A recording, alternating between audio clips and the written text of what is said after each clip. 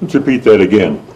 I'm going to hit the push to talk button. We'll hit the amplifier with 4 times rated drive power, carrier yet. And this is what happens. A brief flash of output power. I release first the amplifier switched itself to standby. A fault is indicated. A code here that tells you what happened. And all we have to do now to get back in operation is to reset that. Then we come over here and turn our drive power down to a more reasonable level. Hit it with carrier again, and now we have indicated on the output meter of the 87, well, something in excess of normal power, but about 2.2 kilowatts. There, right, maximum legal power. We can leave it that way if we want to. What are some of the other bad things that can happen to a high power amplifier? How about connecting the wrong load? Middle of a contest, middle of the night, or even just out of forgetfulness. Fire up on 20 meters and hit it with the 40 meter antenna connected or the 10 meter antenna. Final amplifier arc over? Well, not with this amplifier. What's the worst mismatch load you can think of? How about no load?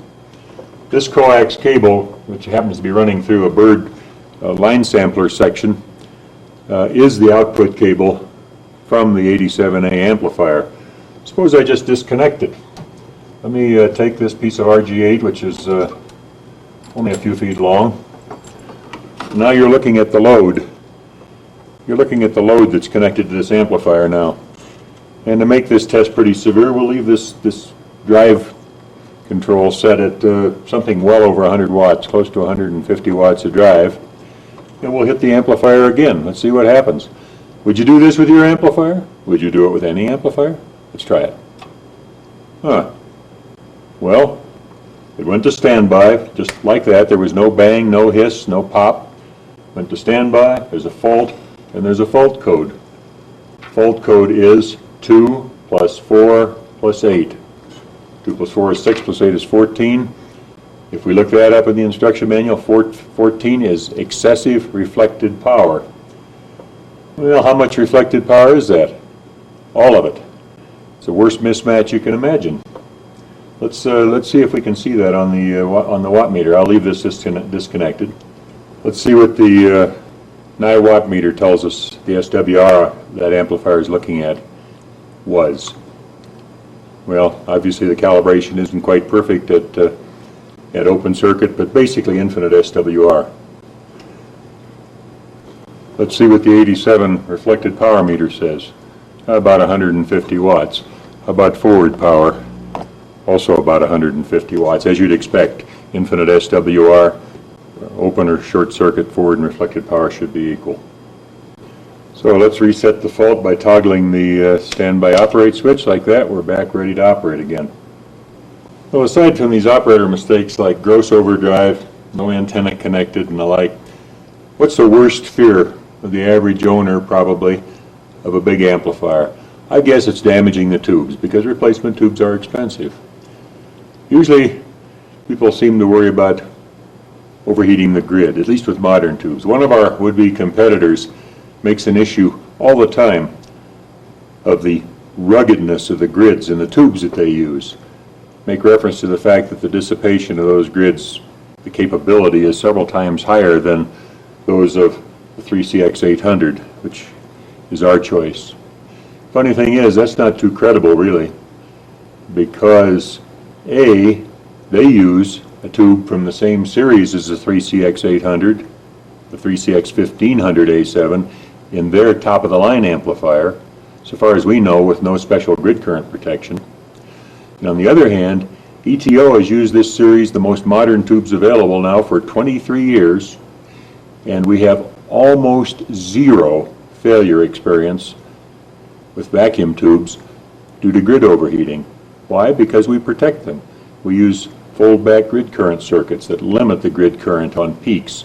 In addition to preventing the damage to the tube, that also softens the effect of momentary overdrive, say a spike, a brief voice spike or a transient, and generates less RFI than a conventional grid current circuit. Let's see if we can hurt the 3CX800s in this amplifier. Well, I probably shouldn't admit it, but the first thing I did was to key the amplifier 4 times, tripped it out 4 consecutive times for high SWR before I looked at the code and realized that I'd forgotten to reconnect the antenna, or the dumb and load actually in this case. But that can happen. I've switched to a view of the metering section here because I want to briefly explain the function of this tuning meter. Basically, one uses it at less than full output, a few hundred watts, so it doesn't stress the amplifier during tune-up. And while adjusting the tuning and loading controls manually, the idea is to put this lighted LED in a position on this scale that corresponds both to resonance at the frequency of operation and also to the power level desired. Just very quickly, if for example one wants to run right around maximum legal amateur power, normal amateur operation, 1500 watts peak output, with a little bit of reserve to accommodate changes in SWR as you move across the 100 kilohertz segment, then you manipulate the tune and load controls until this green LED is in this position over this bracket. Actually, there are 3 LED positions over this bracket, and any one of them is adequate. It's not a very critical adjustment. Now, if one wanted to run lower power, and we don't recommend making this adjustment, it's better to reduce power by switching to the low operating mode with the switch below this point. But if you wanted to load it more lightly for lower power operation, you'd adjust it so the LED ends up over in this direction. If, for example, for Mars operation or for some special industrial purpose or whatever, you wish to run higher peak power than 1500, 16, 1700 watts, you'd adjust it so the LED ends up over here. Now I've set this, as you can see, at about the 600 watt power level. I've adjusted it for very light loading. This is completely outside the normal range of operation. But it can happen accidentally. If you, for example, connect an antenna that has a fairly high SWR and you haven't readjusted the amplifier, that is, field programmed it to accommodate that high SWR to perfectly match it, it's possible you could end up with very light loading. The trouble with light loading is that as you increase drive power, your grid current goes sky high. You watch the grid current scale up here, you can see that as I increase drive, I haven't reached 1500, there's 1500 watts, and just barely, not quite in fact, and the grid current is at normal. If, however, I increase the drive just a little bit more, the grid current goes up much faster than the power output. Now I'm at 105 mils. Now I'm getting a warning blink. What will happen? Nothing. Now if I increase it a little further, I push it harder so that the last digit comes on, it trips out. Now, because we're doing this on purpose, you probably have figured out that excessive grid current maintained for 2 or 3 seconds perhaps causes a fault, and you're right. Let's look over at the fault indicator and find out what fault.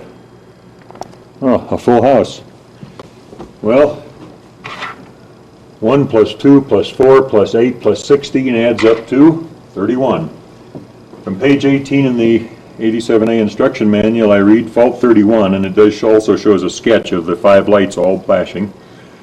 It's a soft fault, and it's defined as excessive grid current, above 100 milliamps continuously for 2 seconds. Note, the red LED in the grid current bar graph flashes before the IG trip occurs. And I remind you that when we were looking at the other side here, that the last LED in this grid current meter bar graph flashed to give us a warning that a trip would occur within a couple more seconds if we didn't reduce grid current. Let's see that again. We turn the transceiver off, reset by flipping the operate standby switch,